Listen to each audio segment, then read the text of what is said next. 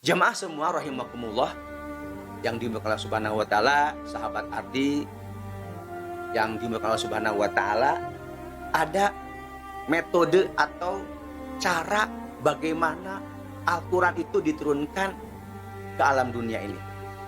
Jadi Al-Qur'an yang sekarang kita kenal itu yang 30 juz ya.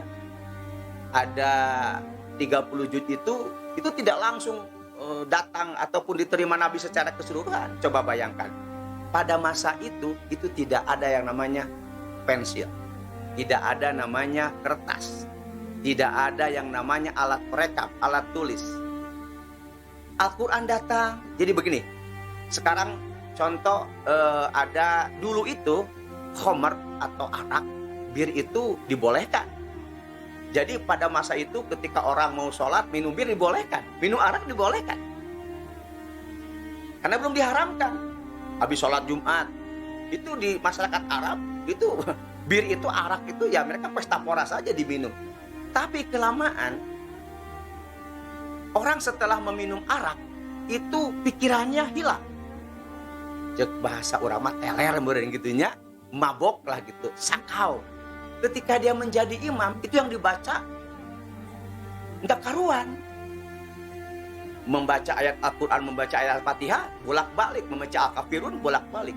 Wa ya ayyuhal kafirun, la a'budu ma ta'budun, wala antum abiduna ma a'bud, wala ana abidu ma abadtum, wala antum abiduna ma a'bud, wala ana abidu ma abad, wala antum enggak selesai-selesai. Kenapa? Dipengaruhi dengan minuman tadi itu. Khamr dibolehkan. Karena melihat khamrnya mengganggu, merusak, maka Nabi bermunajat kepada Allah Subhanahu wa taala. Ini bagaimana hukum khamr?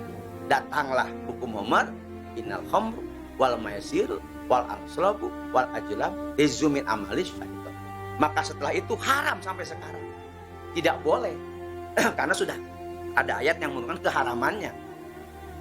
Jadi ketika ada masalah di dunia, Nabi tidak tahu bagaimana hukumnya, Nabi pun bermunajat meminta kepada Allah. Berhalawat lagi, ya Allah ini bagaimana hukumnya tentang minuman. Maka datanglah ayat Al-Quran.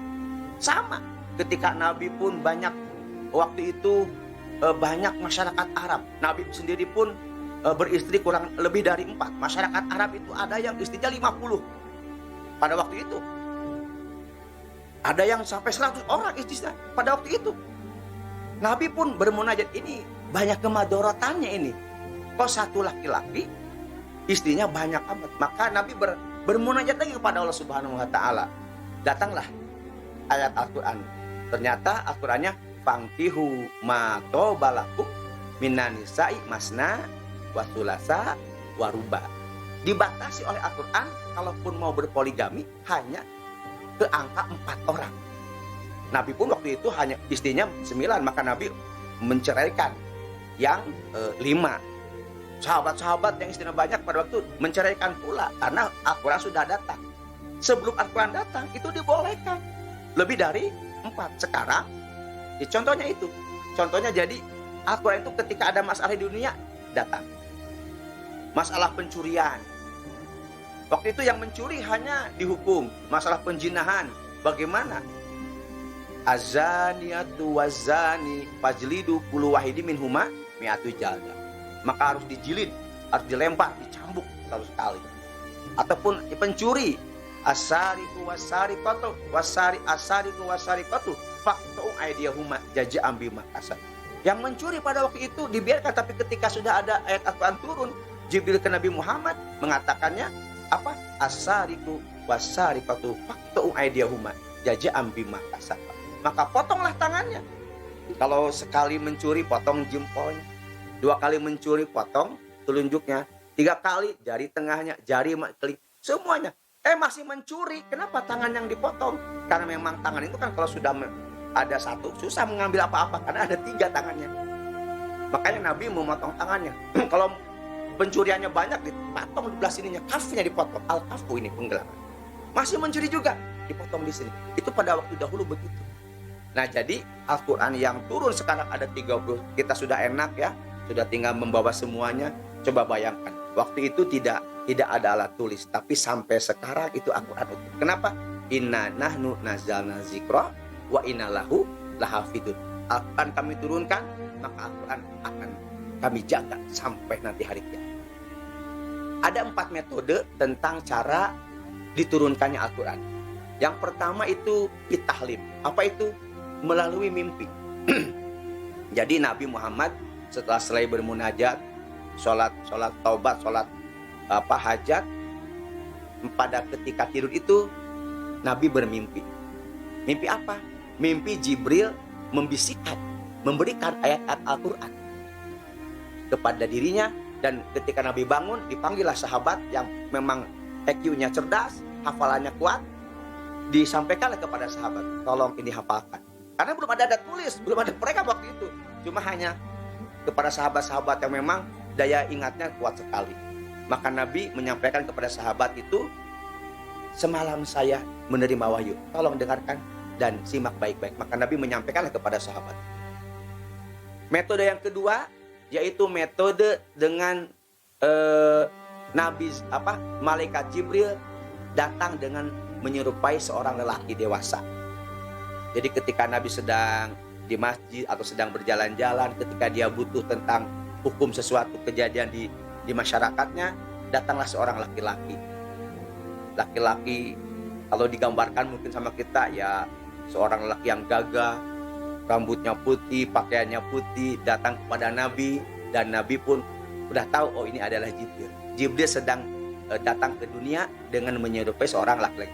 Maka Nabi Jibril memeluk Nabi dan dibisikkanlah ayat-ayat Al-Quran.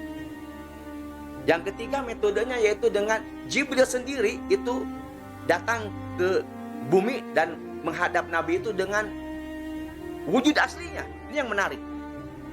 Jadi yang pertama dengan bermimpi, yang kedua itu Nabi menyerupai seorang laki-laki, dan yang ketiga Nabi datang ke Rasul itu dengan muka aslinya sebagai malaikat. Sedangkan malaikat itu sayapnya dari maghrib sampai ke masyrik. Luar biasa. Jadi bagaimana malaikat terlihat oleh Nabi pada waktu itu. Tapi Nabi tidak bercerita kepada kita bagaimana rupanya malaikat itu.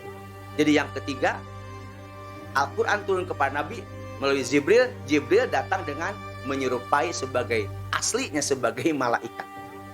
Dan yang keempat, yang terakhir itu metode turunnya Al-Quran Jibril kepada Nabi kita itu dengan min wara'il hijab, dengan tiba-tiba. Contoh, dengan tiba-tiba ini ketika Nabi sedang berjalan, habis sholat atau sebelum sholat, setelah berwudu, ketika dia naik unta, tiba-tiba unta itu, kalau bahasa kita kayaknya pak itu, langsung nunduk, keberatan.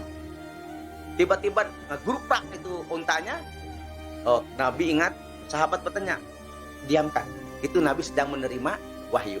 Jadi unta pun ketika ada tiba-tiba malaikat datang membisikkan, menyampaikan wahyu kepada dirinya dengan tiba-tiba, itu unta merasa keberatan. Ada juga Nabi kejang, kedinginan menggigil, seperti orang kena apa gitu menggigilnya. Tiba-tiba Nabi sedang berzikir, sedang sholat ataupun sedang berjalan, tiba-tiba dia gedepuk dan menggigil kekerasan. Nah ini itu Nabi sedang diterima ataupun sedang datang pada ini adalah malaikat sedang menyampaikan wahyu dari Allah Subhanahu wa Ta'ala. Jadi turunnya Al-Quran itu ada 4. Dengan bermimpi, malaikat Jibril datang menyerupai wujud aslinya, malaikat Jibril datang dengan seorang laki-laki sebagai suaminya, dan ketiga min wara'il hijab, dengan jalan yang tidak disangka-sangka. Itulah mungkin sejarah atau sekelumit tentang pembahasan diturunkannya Al-Quran. Yang penting bagi kita tidak usah mempersoalkan kapan nuzulnya. Yang penting baca saja Al-Quran, karena Al-Quran adalah menjadi syafaat kita, menjadi ringan timbangan kita dengan bacaan Al-Quran. Terlebih sekarang kita ada di bulan suci Ramadan, penuh hikmah, berbuat kebaikan dilipat gandakan pahalanya, meminta ampunan pasti diterima, berdoa apa saja diterima, karena ini adalah bulan maghfirah, bulan rahmat. Perbanyaklah membaca Al-Quran di bulan Ramadan, karena ini adalah menjadi syafaat dan akan menerangkan kita di alam kubur. Itu saja mungkin yang bisa saya sampaikan pada kesempatan ini. Mudah-mudahan apa yang saya sampaikan, terutama sahabat-sahabat Ardi yang dimanapun di pelosok Nusantara ini, bisa bermanfaat dan membawa keberkahan bagi kita semua. Subhanakallahumma wa bihamdika, asyhadu alla ilaha illa anta, Astaghfiruka wa atubu ilaik. Akhirul kalam. Wabillahi taufiq. Wassalamualaikum warahmatullahi wabarakatuh.